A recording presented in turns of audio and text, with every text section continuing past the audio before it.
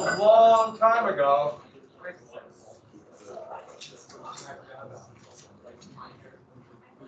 So it appears though we don't have a lot of people turn those in, so you did get them.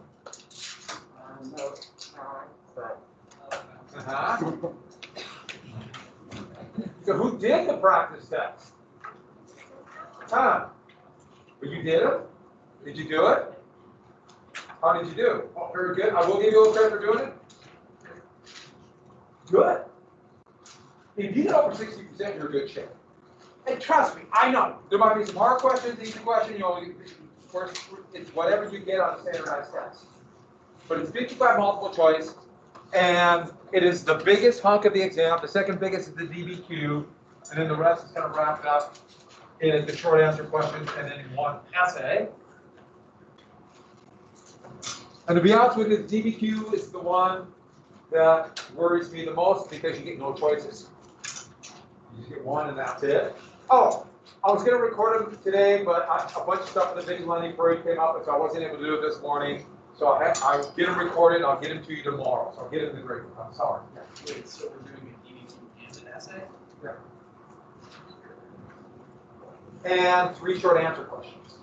Remember, each short answer question is 3 short IDs. And I'll talk a little bit more about that. But the test is, I told you, time marches on and marches very quickly. The test is next Thursday. I need to do my DBQ. Oh, yes. Yes. So we, I will grab my things. grab your things and be gone. All right, so go ahead and take our notes. We're going to go as far as we can go. I was going to write this up. In fact, it might work now. A brand new blue pen, and it just smeared everywhere. And it. Forgot what I was going to write. Oh, tomorrow, Tuesday, 7 p.m. I'll try one more review session. And if you're not there, if I don't get enough people, I'm not going to do it again. But if we get enough people wanting to do it and give me some indication that it's useful, I will do it again. I do want to help, but I don't want to waste my time. And so I will go through anything on that review book from page 4 to not page 9. I'll go through any question you have on that. And the last one I did, I went through about 15 things, and I can go through even more. As time goes on, I get even faster. Why do I have pictures from the Crimean War? I must have printed that for some reason. Okay, so that'll be tomorrow. I am going to give another review book tomorrow. Another review test tomorrow. And it'll be another 55 questions. This one also has a practice short answer question, practice other questions just for you to look at your own. Leisure. And so I'm going to give you a couple more little study things to do, but the test is next Thursday. And it's going to be, well, you should have got an email. Everyone should have got an email with all the information in there that you need. I'll remind you again when we get a little bit closer. And that'll be at 8 o'clock. Thursday, I think it's going to be on the roof here of Capitol. So get comfortable. Yeah. You might have sent an email, but do you know how long like the test usually takes? 4 hours. Okay, so did we get through this? Okay, don't forget, put a big star, whatever, by the Truman Doctrine. I can't emphasize the importance of the Truman Doctrine. That said, once I give one country falls communism, they all fall, all its neighbors. And so, you know, you go from Greece, remember it's Greece and Turkey, Greece, Italy, France, Britain, and then what? Wyoming, all in a row of dominoes. And this week, do we get to this greatly affecting domestic politics? Do we get to this? Do we got to the Marshall Plan? Yeah. So we got to jump right here, the Marshall Plan. Yes. Huh? Are you mocking Wyoming?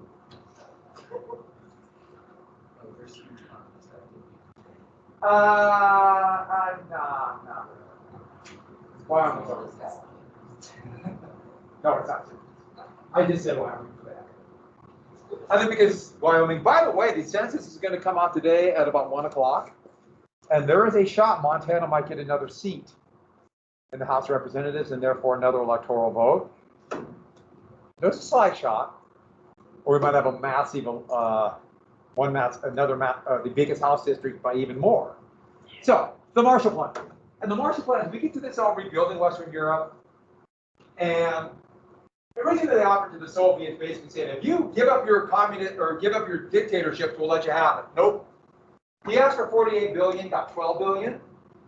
This was seen as a victory. Truman knew how to negotiate. You ask for more than what you want. That's how you negotiate with people. It doesn't work sometimes because I go lower and people try to negotiate me that way. But it was to try to promote anti-communism. So the whole idea is if we promote, get the economies going again in France, in Italy, in Britain, it will avoid communist government and also be a market for U.S. goods. Because when they start buying things to rebuild their destroyed country, and this is, let's see, Hamburg and Berlin, there's Truman and George Marshall, the Secretary of State. Mr. Partridge. Up in the United States. And this was a... You're not sharing your screen. Oh, I didn't share my screen? Sorry, people at home. I thought I did. Sorry about that. I blame society. I'm quick to blame others. And so with that, they also put this down, West Germany. The the Allied occupation zones of Germany, the U.S. helped rebuild after destroying it in war. Now, destroyed it to win, but destroyed it. Can I leave?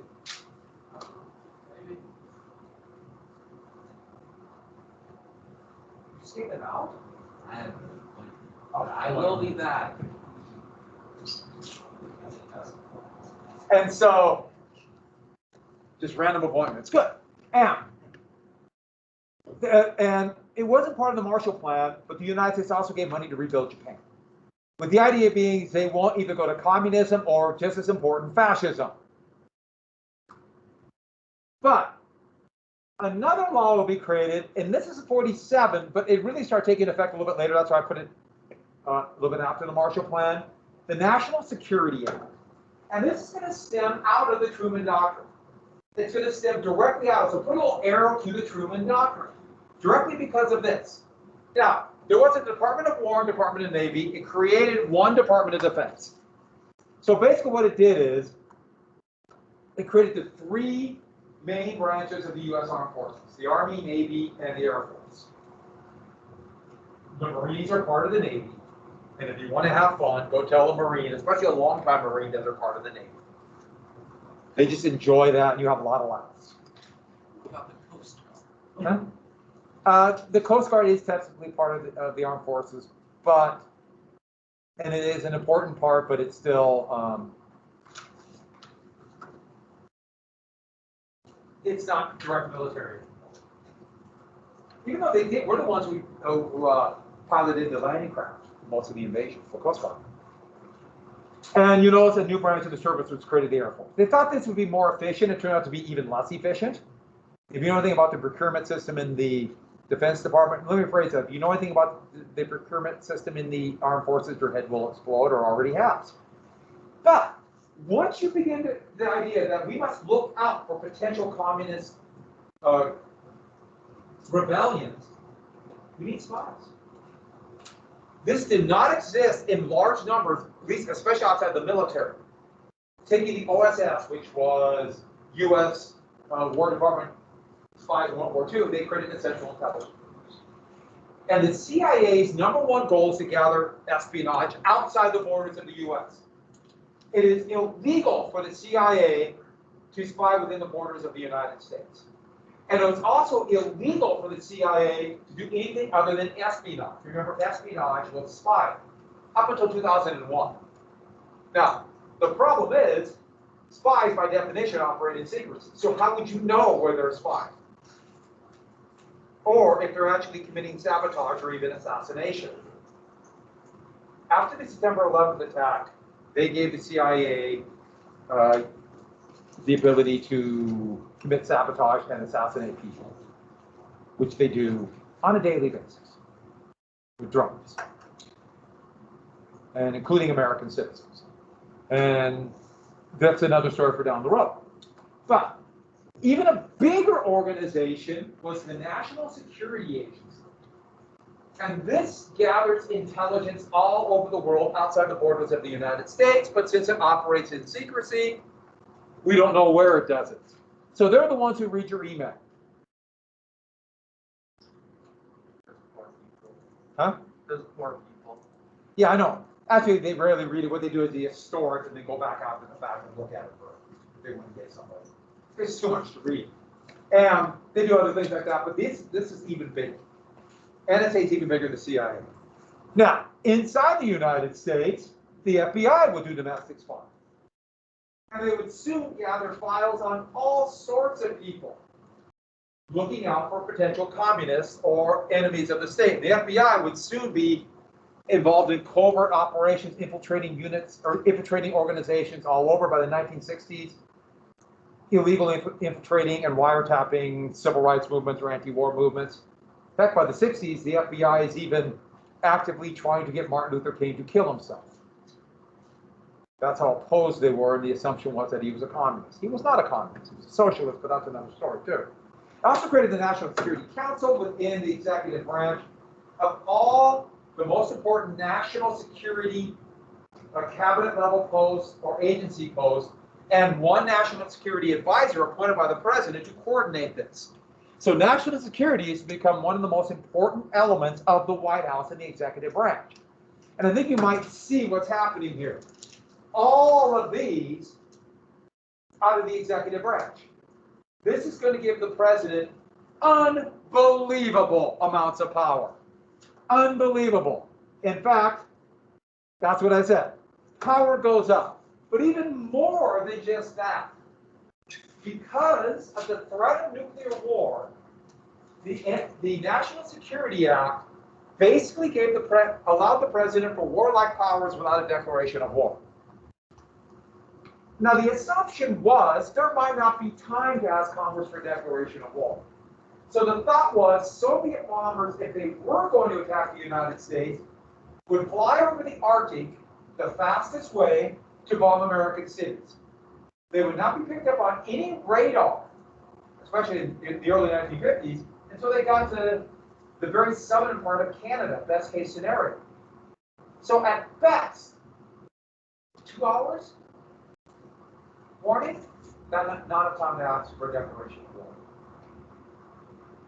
By the early 1960s, there'll be intercontinental ballistic missiles.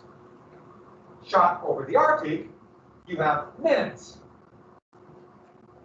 So today, if an ICBM is shot from Russia, they're all aimed at us, we're aimed at them, we have, pick it up, probably 20 minutes. 20 minutes, maybe 25. Submarine launched ballistic missiles, even shorter than that. So, does that make sense? You might need this. The problem is, when's the last time Congress has declared war? World War II. Once the president is given the power to take warlike actions, basically the Congress says, do what you want. The president's going to do this time after time.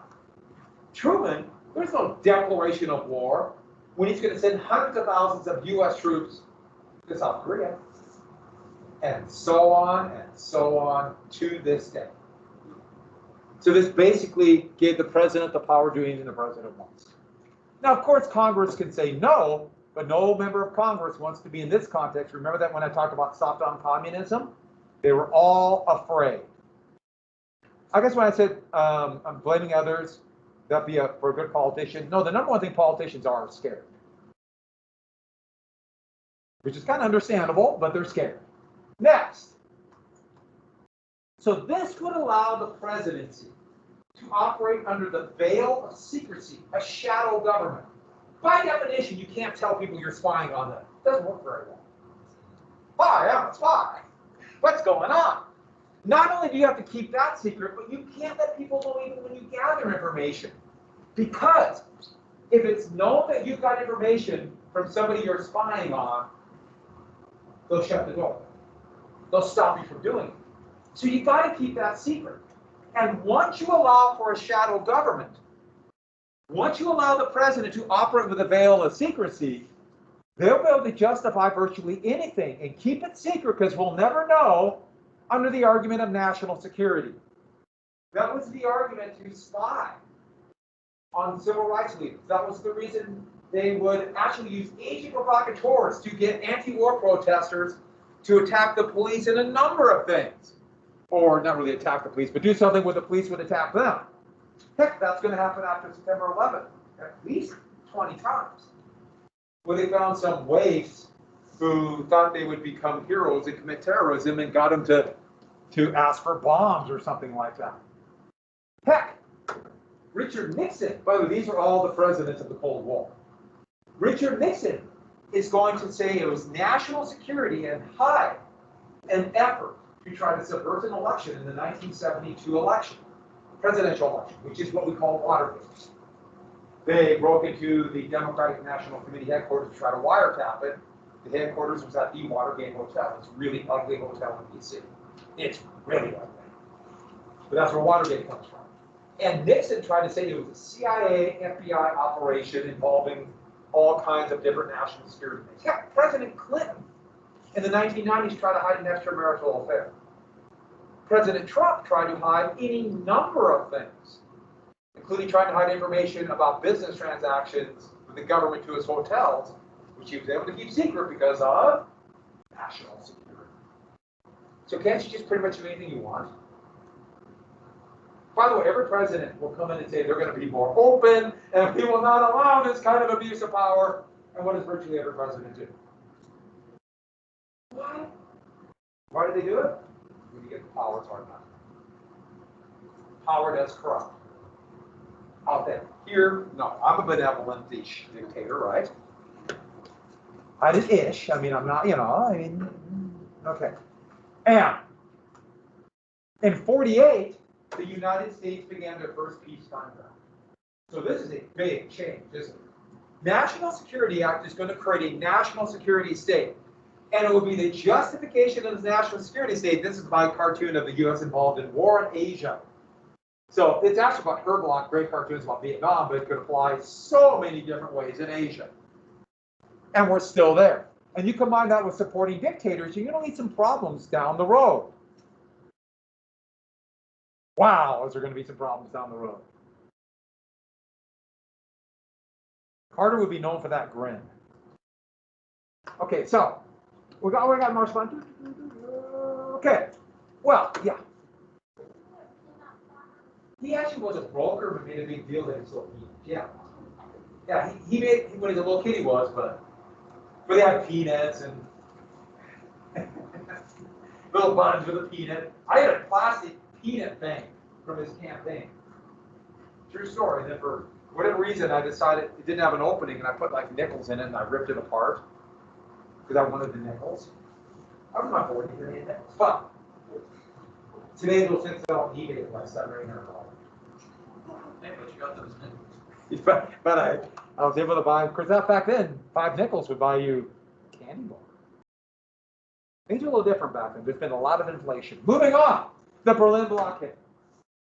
And this will seem to show that the National Security Act was necessary. Now, this has involved all kinds of misunderstandings, but here are the occupation zones: British, French, American, Soviet. And you notice Berlin's in the middle of the Soviet occupation zone. Well, France, Britain, and the United States were trying to rebuild their occupation zones, and there was no agreement about unifying all Germany. They couldn't come to agreement. So they decided to make a common currency for their occupation zones. It's called the Deutschmark, or simply the mark. So the German mark, that was their currency, called marks. And the whole point about this is, they're thinking, for the most part, we just want to start rebuilding the economy so it's not a drain on us, and this might lead to fascism or communism. The problem is, once you create a common currency and start collecting taxes in it, and set up a financial system, and unify the country around money, what have you just created? A country. The country is West Germany. Okay. That wasn't the stated goal, but everybody knew. We're basically saying to Russia, all right, You won't do what we want, we're going to create a country. Stalin went nuts. Stalin's greatest fear was that the West would rearm Germany and send them back. Looking back, this seems ridiculous, but Stalin was slightly paranoid. So what they did is they blockaded all the land routes into Berlin. So these lines right here, basically on this generic path, there's also a railway and an autobahn. And that would be able to resupply not just the soldiers, but the civilians in those Western occupation zones of Berlin. So he's going to starve them out. So Stalin is playing hardball with potential for war. He didn't believe the U.S. would want war. Britain and France are still very weakened by this. And Stalin's giving the West a choice. You can either keep your 3 brigades in the occupation zone in Berlin, or keep West Germany. There's your choice. And so here's blocking the train. But you can guess what's coming here. Now, this was an act of absolute desperation by the Soviets. But in the West, it looked like he's trying to swallow up Berlin. And what's next? West Germany, France, Britain, Ireland. All in a row. And so with that, the West, but it's mostly American planes, would begin an airlift. And they would be, I love this cartoon with the bear's paws around Berlin. I really like that one. And this is going into Temple. By the way, look at the Mountain of Rubble. They're shoveling the rubble, pushing all the rubble together for construction in 44, 45. There's these big mountains of rubble in Berlin. It's just the damnedest thing. Because it's a flat, just flat as flat can be. The only hills is rubble. But the big thing was not just food, but the coal to provide heat for the couple million Berlin civilians. And they were able to do it. They got just enough in. So for over 10 months, they brought in food. And this was all during the election. And this allowed Truman to say, in this election year, I'm tough on the communists. I'm not backing down. Fortunately, it did not go to war. Nobody wanted war. And it worked. Enough food got over. By the way, the citizens of Germany, they hated the occupying armies. But they liked the Western armies more because they were terrified of the Soviets. And not completely.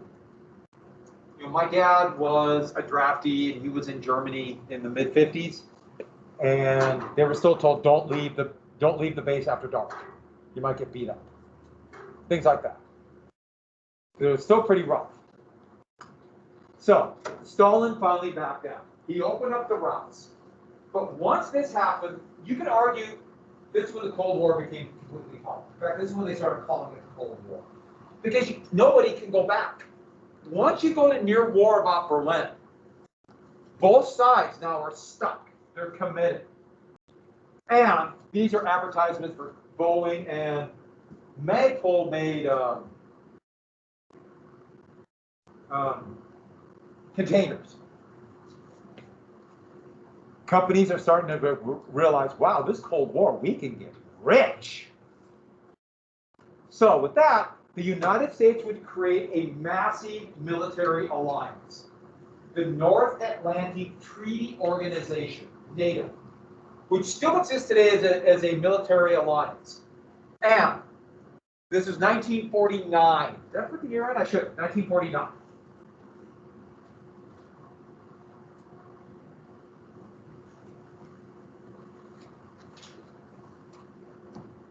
So, this is a map when I was a kid. Blue, red. In 1955, the Soviets created the Warsaw Pact. And you notice you used Warsaw, the capital of Poland, to imply these countries here were equal partners when this was the Soviet military alliance. It was more equal in the West. All the countries in blue joined. And even fascist Spain would eventually come in because they're anti-communist. Turkey came in. This was a big coup. Part of the way to get Turkey into the alliance for NATO, which is still in NATO, was that none of the Western allies, at least officially, would acknowledge the genocide that the Ottoman Empire committed in World War I against the Armenians.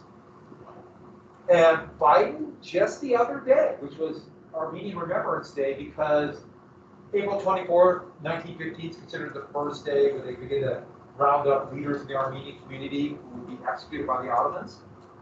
Biden officially acknowledged it, and it shows you a little bit about the lack of courage by politicians, but Turkey is furious about this. They don't want to admit what they did. But, you know, we have, in our own country, no one wants to admit slavery, what really happened with slavery, or what happens to American Indians.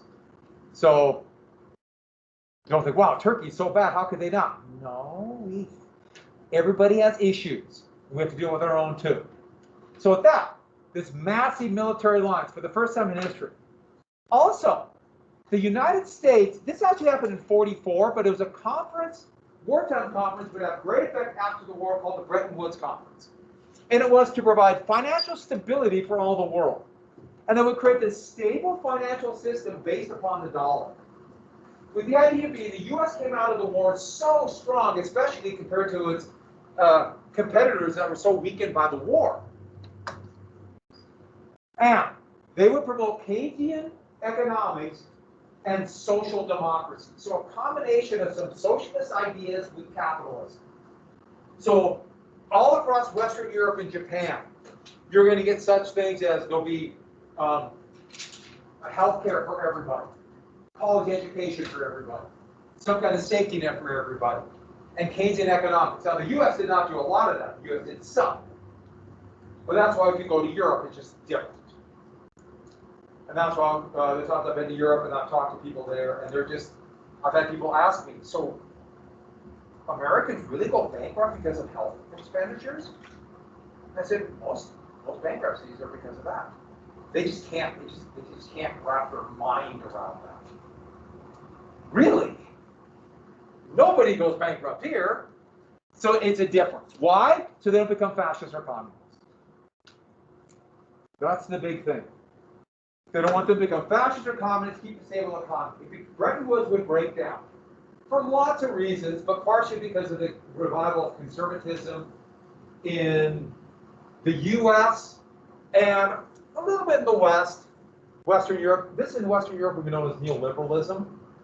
And neoliberalism in the United States are basically conservative Democrats. Or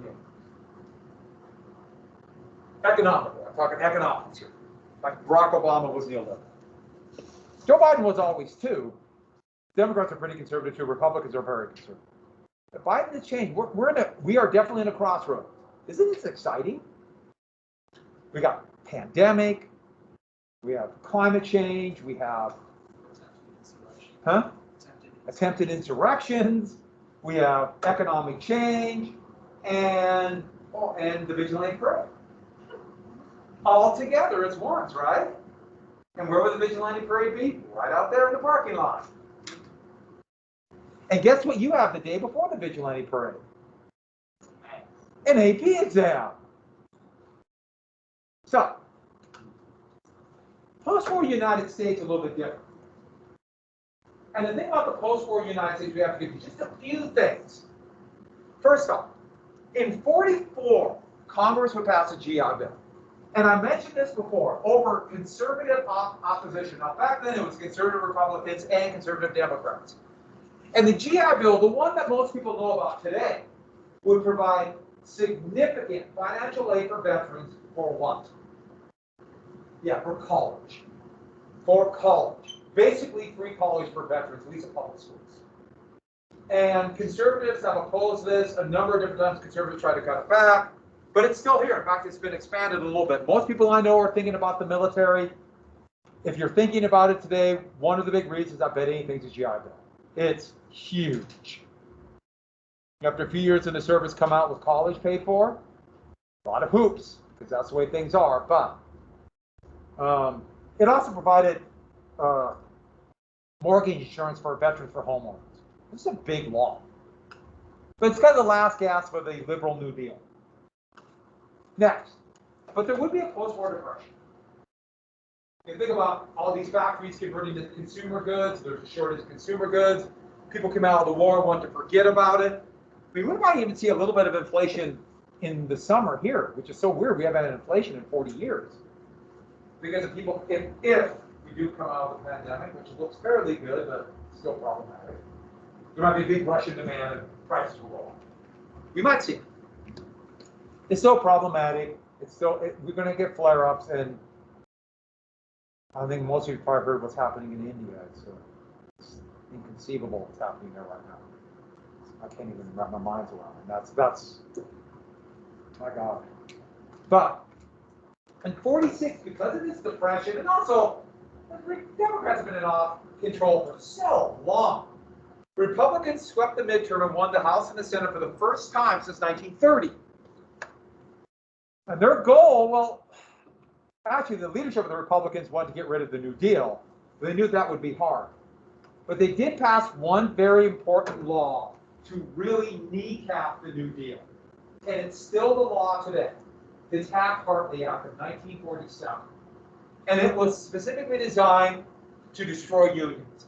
Remember sit-down strikes? I mentioned those before, how effective they were. It banned those and a number of different things to make it very difficult to start new unions. In fact, it's almost impossible. We are a very anti-union country now. Even though that really wouldn't take hold to the 80s through today, but it's all Taft-Hartley.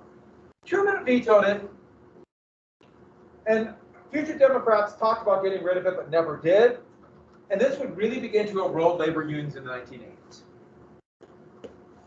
And unions, like anything else, have flaws, but they definitely keep wages up and benefits. And I know how teachers around the country who don't have unions are treated, so I definitely have a bias towards them. So with that, by the way, don't you love every radio station had to have their own microphone? Instead of having a common microphone. I always love these old pictures with all of them. It's kind of cool. I wish we would do that just for the heck of it. I do have a blue snowball. So with that, everybody thought the election of 1948 would be a clear Republican sweep. Truman was unpopular, but the Democrats got stuck with him. In fact, Truman didn't even want to run. He begged Dwight Eisenhower, who never really even voted before, to take the Democratic nomination. And Ike was already become the commander of NATO and refused. It's ironic because Eisenhower wouldn't decide to run for president, and he would decide in 52, no, I'll be a Republican. He was a liberal Republican.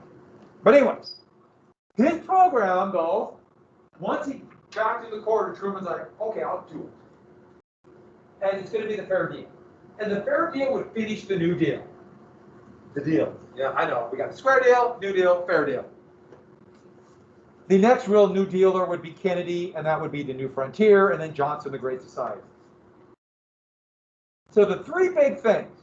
Education. He wanted to expand on the GI Bill to provide tuition for everybody in public schools, public colleges.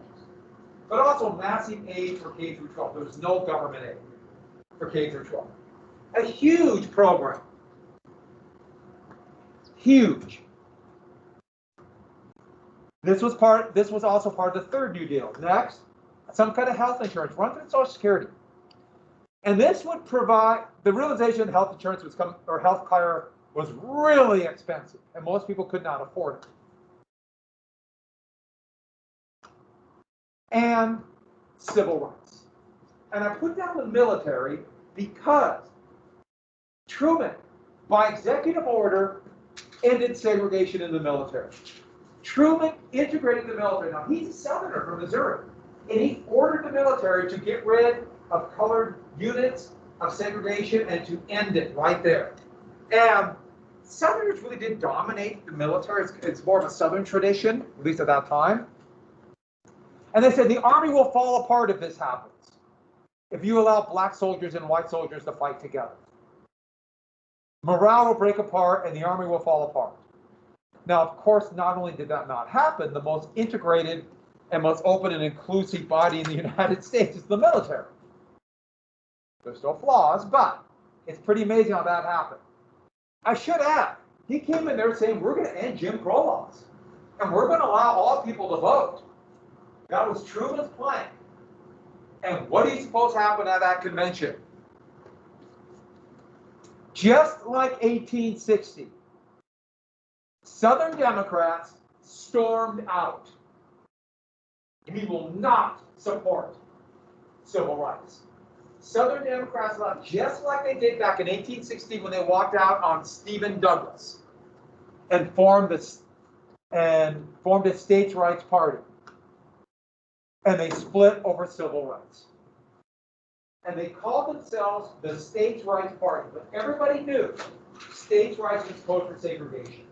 States' rights was code for anti-civil rights. Just like states' rights before the Civil War was code for pro-slavery.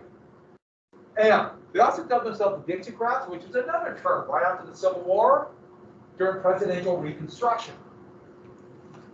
Strom Thurmond, the governor of South Carolina, would be their presidential nominee. Now, it was not an organized party, but here the campaign, Wright was an interesting choice, unknown, and there was no hiding the Confederate battle flag.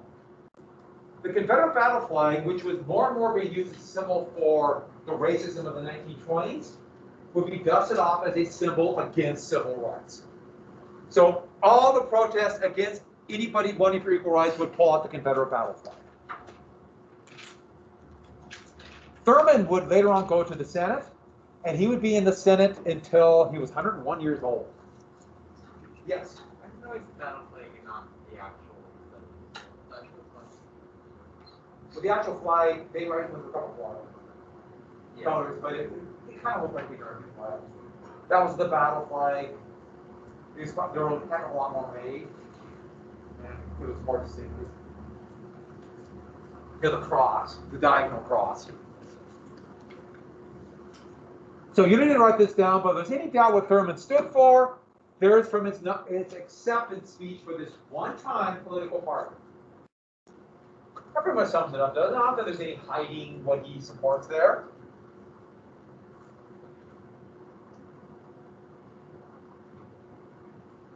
This is going to be the beginnings of the breakup of the Democratic Party. The Democratic Party had this weird coalition of Northern Democrats, urban, some liberal, working people unions, but Southerners who weren't Republican because it was a party of Lincoln. And they would begin to break up. Strom Thurmond would lead this. He would switch to the Republican Party in 1962. And that's part of the Republican Party becoming a very Southern party, which it is today. So, one more big thing would happen. The Progressive Party, which was always this tiny little party, except for a few little bursts like Teddy Roosevelt's Bull Moose Party, they nominated Henry Wallace. And Henry Wallace, former vice president for Roosevelt's second vice president, and they wanted even more pushing for civil rights, more pushing for health insurance and more New Deal programs, and saying that the Truman Doctrine is wrong. They were very anti-Truman doctrine. Now, nobody thought Wallace would win, but yet it looks like Democrats now are split three ways, just like 1860. If the Republicans nominate a sentient being who doesn't screw up, they'll become the nominee. And that's what they thought they nominated. Dewey was the Republican nominee. He was the former Attorney General, but then returning an Attorney General of New York. He lost against Roosevelt in 1944. He was a liberal Republican. Conservative Republicans were furious, but he was seen as a safe candidate. He never said anything, not even in Berlin. They said he looked like the little man on the wedding cake. And every poll had Dewey winning big. The assumption was this is going to be a Dewey landslide and the imbecile Truman will be driven from office. There was lots of jokes of who's Harry Truman. And so everybody thought this cartoon is Dewey saying, yep, the election's about over. But Truman ran the last of the old-time campaign. He did a whistle-stop tour at the back of the train to stop through all these little towns, including in Montana. Hundreds, if not thousands of people came out. He would give this speech attacking the Republicans, saying they're going to bring back the rich control of the 1920s. We're bring back the Depression. They're going to get rid of your Social Security. These malefactors of wealth cannot be trusted. somebody from the audience would always scream out, "Give him hell, Harry." And he would say, "If you send me back, I will." And they all would scream. And nobody thought Truman would win except for Truman. And in the biggest political upset up to the year 2016, Truman would win. And not just win, he won big. And the Democrats won even bigger. This shattered the Republicans. It also told conservatives that you can't trust liberal Republicans. Then they'd be mad at Eisenhower. Conservative Republicans would soon be calling Eisenhower a traitor. But that's another story. A big victory. And this would be the famous, the Chicago Tribune, where Republican newspaper wanted the headline out quick. And so Truman got it. You probably all see this picture of Truman. Republicans decided to have it. The gloves are going to come off. And after 48, they would begin full-scale red-rigging, accusing the Democrats of being soft on communism. And they found a winner. You combine that with the 1960s, with the Republicans against civil rights, and the Republican resurgence will begin. It really happened in 1980, but it's coming. And then 49 would blow everything up. Two things that happened in 49 would make sure that a coalition of conservative Republicans and Southern Democrats would stop the fair deal. Those three things he wanted never happened. I should add, health insurance almost happened, but Southern Democrats decided to vote against it because Truman demanded that the insurance would go to blacks too. So that's why there's no national health care insurance here. But that one's going to scuttle education too. You know what the shots were? Show 1, which will be tomorrow. Yay!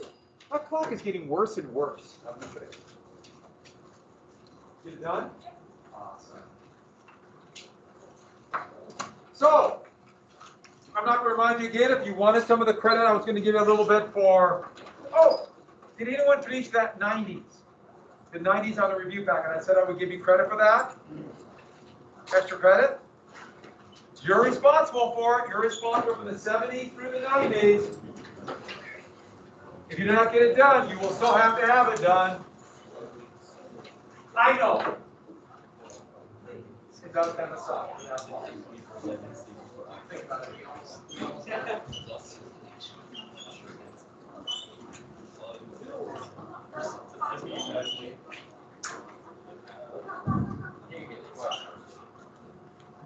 So when I'm writing an essay, I know there are like 2 sentences. How many sentences would you?